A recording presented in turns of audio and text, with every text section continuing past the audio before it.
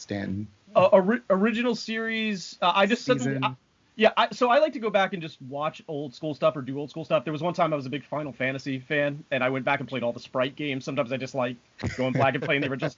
So one day I was just like, you know what, I want to watch the original series. So I started watching it, and it's just been fantastic. I'm probably about episode 5 in season 2 right now. So I just want to finish that out. And there's 3 seasons to the original series, so I've got to write 3. I'm not mistaken. You are not mistaken.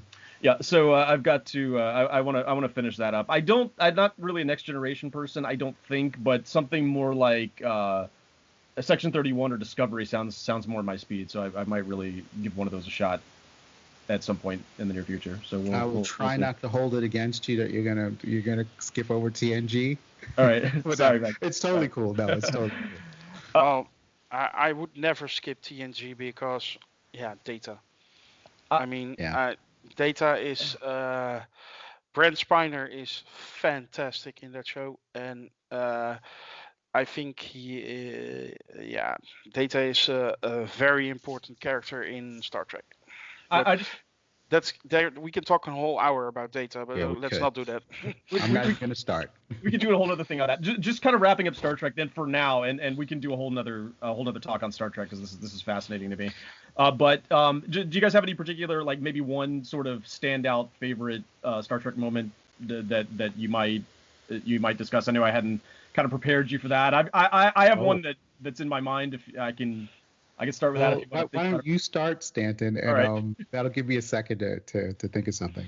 All right. Consider it for a second. So this isn't probably as deep as some of the humanitarian stuff that we were discussing earlier, but it was just more of like an experience thing.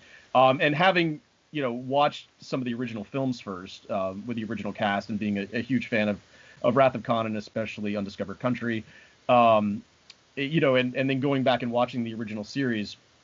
I was kind of plodding through, and I got to an episode called Space Seed. Yeah. Do you guys know what? You know where I'm going with this. Okay. So I got to an episode called Space Seed, and I didn't actually know this was going to happen, but I was a good chunk of the way through the episode where they. I'm just going to go ahead and say what happens, I guess. Should I do that? Well, spoilers from like 50 years ago? Sure. Yeah, spoilers from 50 years ago. All right. So my experience from this is watching this episode, and they find this derelict ship with a hypersleep crew, and they start waking them up. And even after the guy stood up, it started to go off in my mind that I was like, wait a minute, could this be? And then he kind of turns around and they announce him, and I'm like, it's Khan. I was like mind blown. I was like, what? I actually didn't know enough about the series to know that was going to happen. So that was just a really like, what moment for me. And I thought it was really, really epic. I would have loved to have been there to see the look on your face when that happened. It was cool because it was a great episode. It was it's a great episode, first of all, but it was this slow dawning on me. I started to go, wait, and then they said it, and I was like, no, it was cool. I really enjoyed that one. So I don't know. Anybody got anything in particular? I have one. There's a scene in Star Trek Deep Space Nine that brings me to tears. It's in, I think, season 3. Nog, a young Ferengi, all of a sudden gets it into his head. He wants to join Starfleet. And he gets tested by Commander Sisko. And why? Because he doesn't trust him. Nog is sort of a criminal, a friend of his son, but he actually doesn't want his son to be friends with Nog. He's a Ferengi, and he's not to be trusted. And Nog has it in his mind. He wants to become the first Ferengi in Starfleet.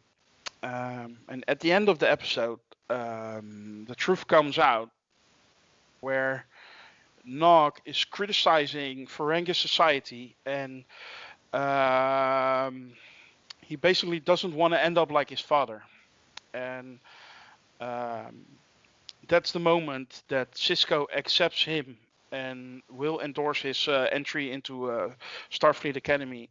That scene, Aaron Eisenberg, who recently passed away, by the way,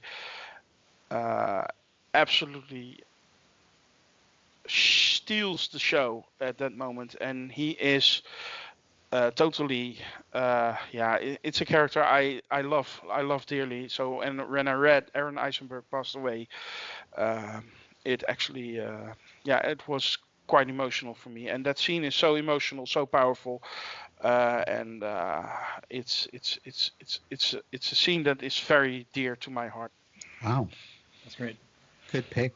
There's a lot to unpack in the episode that Wellibers is talking about, guys. So, while I won't give you the backstory of a Ferengi and what that is and what their culture is like, I think he's explained the scene well and why it was so powerful to him. But I highly recommend that you check that episode out of Deep Space Nine. It's a really great one.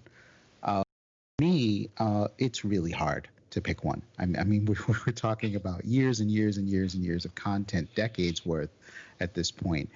But I have been doing a casual rewatch of Star Trek: The Next Generation, and one of the episodes that stood out to me and sort of got me a little misty was there's an episode where Lieutenant Commander Data, who is an android, he's synthetic life, if that's what the cool kids are calling it today. There is an episode where his right to exist as a citizen of the Federation is called into question. So there are people in Starfleet Command who believe that Data is a machine. He's a piece of property. We can disassemble him. We can use that knowledge to then build more Datas. So the whole idea, and if you don't know this about Data, Data is one of a kind. His creator, Dr. Noonien Soong, built two androids that had positronic brains, and that technology could not be replicated again. Noong sort of disappeared or passed away, and so the whole idea that you could build an army of Datas, it was a foregone conclusion because no one could replicate the technology, making Data unique within Starfleet. So Data's commanding officer, Captain Picard, whom we all know from popular culture, he's like, no, Data is a new form of life. He's a sentient being. We can't just put him on a bench and tear him apart and treat him like a piece of property. And there are all these parallels around individuality and slavery, and they pack a lot into this 45-minute episode minus commercials. And what you come away with, I'm not going to spoil how the episode goes, but what you come away with is for me, is a profound feeling of pride in Star Trek for handling an issue like this. You can always use science fiction to say what you want about modern culture, with everybody sort of feeling it's in the context of a fantasy. It's like, oh, this is make-believe. But when I saw that, I was like, this comes really close to actually talking about some fairly serious stuff in terms about the sovereignty of a living being. And there's a trial in the great Star Trek tradition. There's a judge advocate, and there's a lot of back and forth in that legal tradition in the episode. Great dialogue, great sound design and effects. There's one moment in the episode that I will spoil in which the first officer of the Enterprise, Commander Riker, is on the opposing side of the legal argument as Picard, who has to defend Data's rights. And at one point, Riker, who has to do this job of proving that Data is a piece of hardware, he asked the commander to remove his arm. He's like, would you just take off your arm for us? And Data, being an android without the emotional sort of context of a human being, dutifully does it, thus proving that he's a machine, right? Like, you're holding this being's arm. You're noticing that it's covered with an artificial skin. There's servos in it. It was a devastating blow in the trial that I thought that Riker dealt. But if you want to just jump in a la carte for TNG and check that episode out, great moment. Really loved it. The Measure of a Man. The Measure of a Man. That's right. And one of the most powerful scenes in that episode is two people sitting at a bar in an empty 10 forward talking about this. And it's, I think, Patrick Stewart and Whoopi Goldberg at their absolute best. Yeah. It's absolute.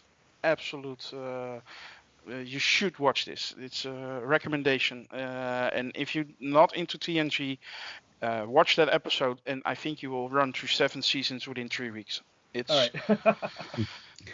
it's everything that Trek should be. I'm not holding the TNG thing against you because you do have to slog through some early growing pains with TNG. It was 87, and they were trying to bring Star Trek back from the 60s. So those first 2 seasons are quite a bit uneven, although, as a diehard fan, I love them anyway. But if you look at it objectively, people would be like, this Code of Honor episode, real weird. The space, African American people. But I totally that's my moment. I don't know, Biz, if you have one that stands out to you. Well, not so much like in an episode. I don't really have a favorite episode. I haven't watched that much in terms of like the Star Trek series, apart from like Picard and the other stuff I mentioned. But I do have like a favorite scene in the movie where it's pretty much like I think it was like near the beginning, or it might have been the opening of the first J.J. Abrams Star Trek film, where you see this like little kid, like this little rascal, and he saw like I think his like dad's car or relative's car, just goes racing through the highway, and then like it goes past like I think a futuristic cop on a motorbike. He gets to the edge of the cliff.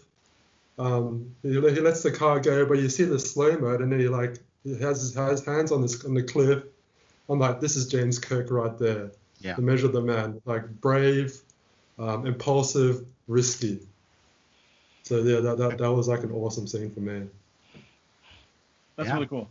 That is a great moment from that first movie. James Tiberius Kirk. I think he was at the wheel of a Mustang. Yeah, exactly. I think this sums it up a little bit too, because like Biz and I were a little more like I don't know, like action sort of oriented. You guys are like going on for like 10 minutes about these deep humanitarian stuff. I think that's great because you guys have watched so much more of it. So I love that. You can feel how much you guys love it. So I think that's super awesome. So you got me into a couple of things here, but we kind of ready to move on at this point. Anybody got any wrap up? Okay. We're gonna talk some more Trek at some point though. I love this is exactly what I was hoping for, that you guys are like really passionate about it and can talk about Trek. I think that's awesome. But we're gonna go ahead and talk about just completely shift gears and talk about some Marvel Netflix stuff.